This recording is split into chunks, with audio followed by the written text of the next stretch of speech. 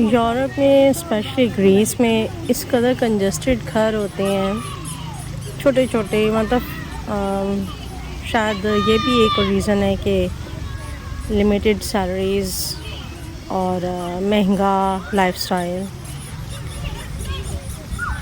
और उसी हिसाब से घर इतने कंजस्टेड घर होते हैं कि हवा, रोशनी, धूप, इन सब के लिए यूरोपियंस भी जो हैं, ग्रीक लोग भी जो हैं, वो रात को बाहर निकलते हैं और ज़्यादातर कैफेटेरियाज़ इनके फुल होते हैं। फ्रेश एयर के लिए, वॉक के लिए बहुत ट्रेंड है यहाँ पर। यहाँ शायद ही रात को घर खाली होते होंगे और कैफेटेरियाज़, सी साइड्स, पार्क्स बच्चों से, औरतों से, मर्दों से फुल होते हैं। अभी बच्चों के साथ मैं बाहर वॉक पर आई हुई थी। इतनी खूबसूरत हवा चल रही है, इतना खुला लग रहा है कि मैं समझती हूँ इस खुली हवा की कोई कीमत नहीं है। अल्लाह ताला की बनाई हुई इस फ्रेश एयर की, खुली आबो हवा की, आसमान की, खुले आसमान की, ग्रीनरी की यकीन करें कोई कीमत नहीं है।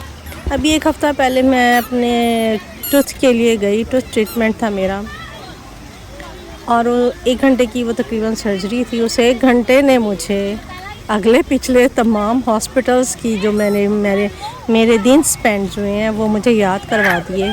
और मैं सच माने वो इस कदर सख्त सर्जरी मेरे लिए थी, और मैं अभी तक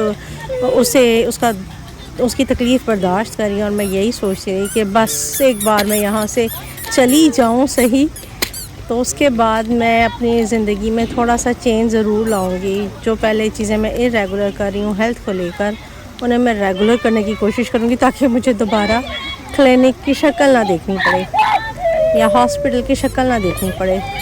और प्रदेश में वैसे भी हॉस्पिटल को काटना समझ लें। बेबी बर्थ है, हस्बैंड बीमार है या वाइफ बीमार है या बच्चे बीमार हैं, और फिर सिंगल हैंडेड पर्सन हो, उसके लिए हर चीज़ को मैनेज करना बहुत मुश्किल होता है, बहुत ज़्यादा मुश्किल।